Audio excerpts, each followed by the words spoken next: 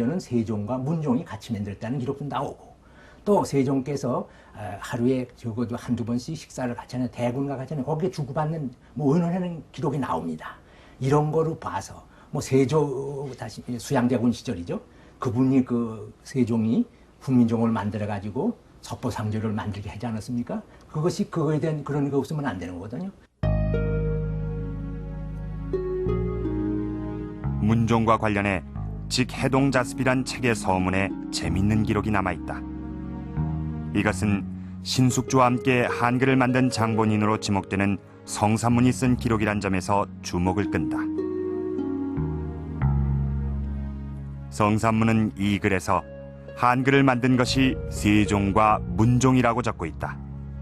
이것을 뒷받침해 줄 만한 다른 기록은 없지만 한글 창제에 왕자들이 참여했음을 보여주는 또 하나의 증거인 셈이다. 그렇다면 세종은 왜 한글을 만들려고 했던 것일까? 이것에 대한 구체적인 기록은 없다. 그러나 세종의 마음을 엿볼 수 있는 단서가 있으니 그것은 바로 삼강행실도다.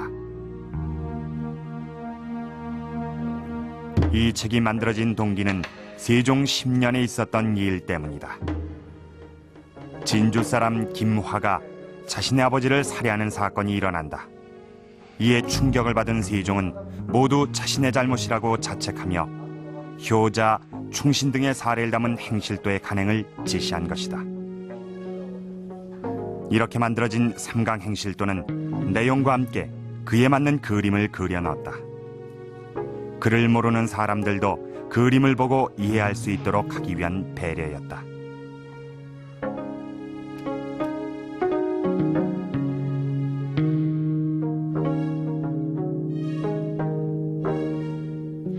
그러나 세종은 문자를 알지 못하는 어리석은 백성들이 그림만으론 제대로 된 뜻을 이해하지 못할 것이라며 안타까워한다.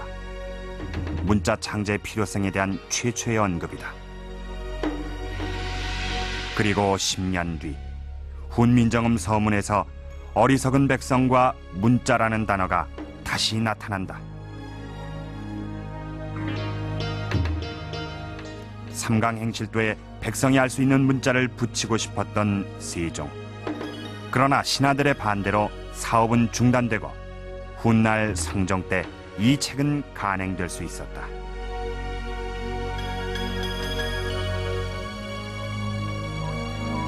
한글 창제는 세종이 신하들 몰래 자식들을 데리고 10여 년간을 추진해온 비밀스러운 연구의 결과인 것이다.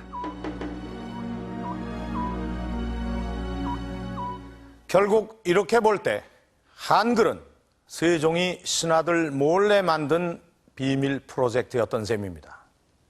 그렇다면 왜 세종은 이렇게 비밀리에 문자를 만들어야 했던 것일까요? 이 왕조 국가에서 왕은 무소불위의 권력을 가진 절대적인 존재입니다.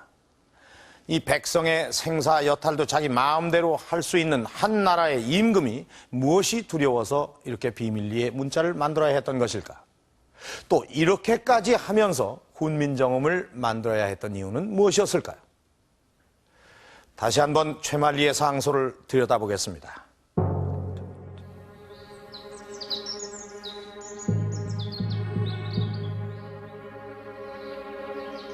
한글이 완성된 직후 세종은 큰 곤경에 처한다. 한글 창제를 찬성하는 이는 없는 반면 가장 신임하던 집현전 학자들이 중심이 되어 강력하게 반발하고 나섰기 때문이다.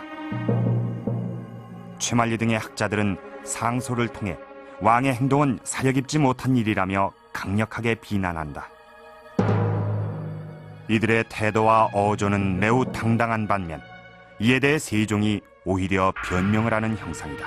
어찌 옛날부터 쓰는 폐해 없는 글자를 고쳐 따로 낮고 천하고 속된 말인 이익이 없는 글자를 새로 만들어 쓰겠습니까?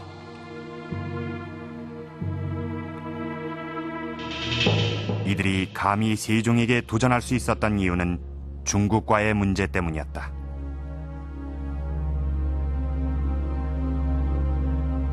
만약 이 사실이 중국이라도 알려지면 어떻게 되겠느냐고 최만리는 걱정하고 있었다.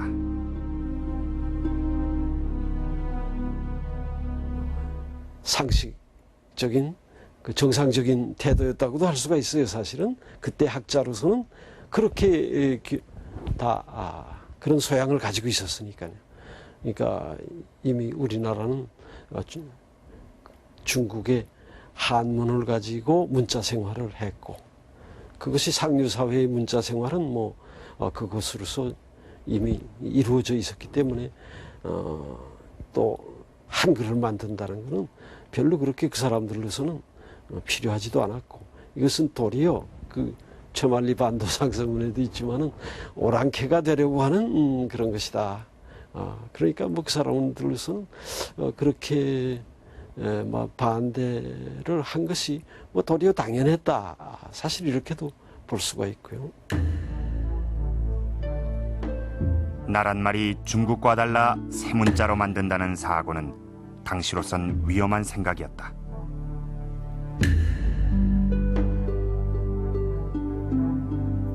중국의 입장에서 보자면 4대 관계에 있던 조선이 이미 쓰고 있는 한문을 두고 따로 국어를 가진다는 것은 중국에 대한 도전으로 받아들일 수도 있었기 때문이다. 이걸 뭐 집현전 학사에게 명령을 하면 집현전 학사가 온 사람이 그걸 반대하지, 예, 그거 하겠습니다라고 하는 집현전 학사가 한 사람도 있을 수가 없어요. 그러니 이거는 비밀 가만히 만들 길밖에 없어요. 한번 생각해 보십시오. 집현전 학사의 명령을 내렸을 때 우리 조선 문자 만든다. 전하, 그건 절대로 안 됩니다라고 늘 거기서 부복해가지고 그거 할 모양인데 그 될 길이 없어요. 상상을 한번 해보라고요. 만약 한글이 창제되기 전 신하들의 반대가 있었다면 한글 창제는 불투명했을 것이다. 이 같은 가능성을 엿보게 하는 것이 바로 내불당 사건이다.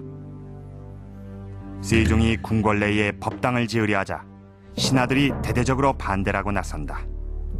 나라의 국교가 유교, 즉 성리학인데 왕이 불교를 숭상하는 것은 용납할 수 없다는 것이다. 해동잡록엔 당시 신하들의 반대가 어느 정도였는지를 보여주는 기록이 있다. 집현전 학자들은 자신들의 의견이 관철되지 않자 업무를 중단하고 모두 집으로 돌아가 버렸다. 이에 세종은 당시 영의정이었던 황희를 붙잡고 이를 어쩌면 좋은가 하고 눈물을 흘렸다고 한다. 아무리 임금이라 하더라도 명분을 앞세운 신하들의 주장을 함부로 무시할 수는 없는 일이었다. 더욱이 글 모르는 백성을 위한 한글 창제는 양반 계층의 이익과는 상반되는 것이었기에 반대는 더욱 거셀 수밖에 없었던 것이다. 그 당시 최만리라든지 이런 사람들은 한문을 배워서 한문으로 문자 생활을 하고 그것이 다른 일반 서민들과 자신들이 구별되는 또 그런 증거이기도 했기 때문에 굳이 모든 사람들이 다 알 수 있는 그런 새로운 글을 만들 필요가 있겠느냐. 그 자기 고유의 글을 가지고 있는 일본이라든지 여진, 서하 이런 것들을 오랑캐라고 아주 무시하는 그런 대목이 구체적으로 상소문에 나오죠. 그러니까 한마디로 얘기하면은 필요 없다. 자신들의 입장에서 볼 때 이제 필요 없다는 거였는데 세종대왕은 그런 글을 아는